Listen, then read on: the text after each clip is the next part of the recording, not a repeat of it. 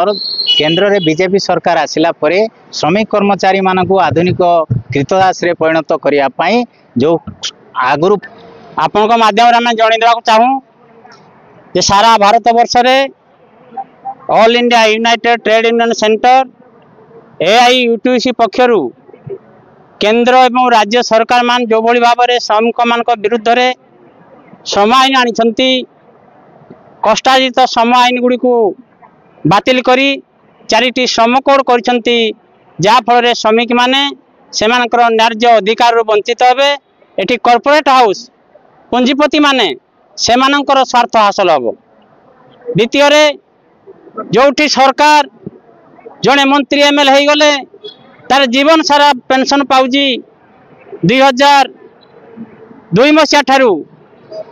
केंद्र तत्कालीन केंद्र सरकार पेंशन व्यवस्था को पूरा बातिल कले एवं वर्तमान जो माने चाकरी करिवे कर्मचारी हेबे से कर्मचारी निज दरमार पैसा काटिले से पेंशन पाइबे। Contributory self contributory pension scheme करा जायछि। सेही बळी भाव रे सर्वनिम्न मजूरी जोडी पार्लियामेंट रे मंत्री एमएलए को पाई हाथ टेकी दियंती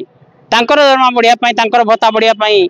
किंतु दरदाम जो बड़ी भाव में बढ़ुची श्रमिक मानकर समस्या से अनुसार तांकर मजूरी वृद्धि हुए ना। द्वितीय दरदाम कथा न कहवा भल जोटी कर्मचारी मानकर पीएफ आ सिलिंग उच्छेद करा जाउनी तांकर जेते दरमा पाइले भी मात्र 15,000 टंकार पीएफ कटा जाए। ईएसआई क्षेत्र में से भाव में 21,000 दरमा पाइले सी ईएसआई सहित तांकर कौन संपर्क रहिबो नहीं। ता सहित आशा अंगनवाड़ी पाचिका जो माने सरकारी कर्मचारी मान्यता पाइबा हकदार जो माने स्कूल रे काम करती जो माने मेडिकल रे काम करती सरकार नियुक्ति देइछंती किंतु सरकारी कर्मचारी मान्यता भी दिया जाउनी सर्वनिम्न मजूरी भी दिया जानी। एही बड़ी भाव में 25 दफा दाबी नहीं आज माननीय मुख्य प्रधानमंत्री को जिलापाल जरिया दायीपत्र आम देचु एवं ये दाबी जदि पूरण न हुए ताले आगामी दिन में सर्वभारतीय क्षेत्र में बड़ धरण आंदोलन हम एवं सरकार को आज आम चेतावनी दे विक्षोभ समावेश all India united trade union centre AIUTC सर्वभारतीय कमिटीर डाकर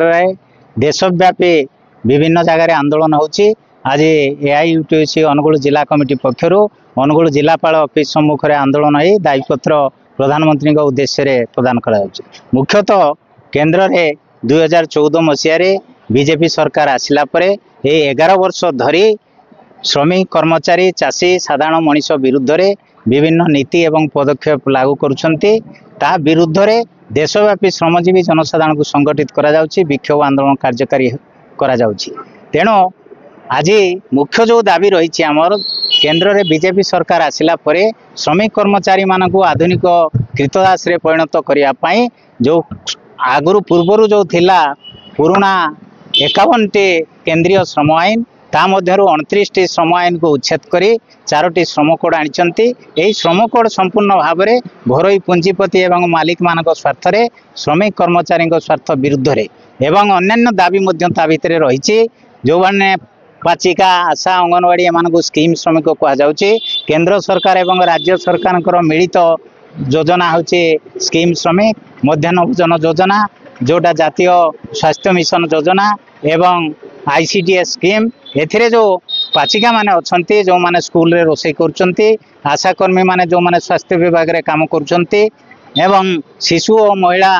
कल्याण विभाग रे अंतर्भुक्त जो आईसीडीएस कर्मचारी हिसाब से अंगनवाड़ी माने काम करछंती सेमानको पाई केंद्र सरकार एवं राज्य सरकार श्रम आईन मध्य लागू करूनाहांती सर्वनिम्न मजूरी के मध्य लागू करूनाहांती। तेणु आमर दाबी होचे से स्कीम श्रमिक मानको श्रमिक कर्मचारी मान्यता दिया जाऊ सर्वनिम्न मजूरी तांको पाई कार्यकारी करा जाऊ। एही बळी 25 दफा दाबी रे आज दायीपत्र दिया जाउची एवं आसंता 4 सेप्टेम्बर रे पार्लियामेंट सम्मुख जंतर मंतर ठारे सर्वभारतीय स्तर रे आंदोलन कार्यक्रम अनुष्ठित हबो। ता पूर्वरु ए जिला एवं विभिन्न आंचलिक स्तर रे आंदोलन कार्यक्रम चली।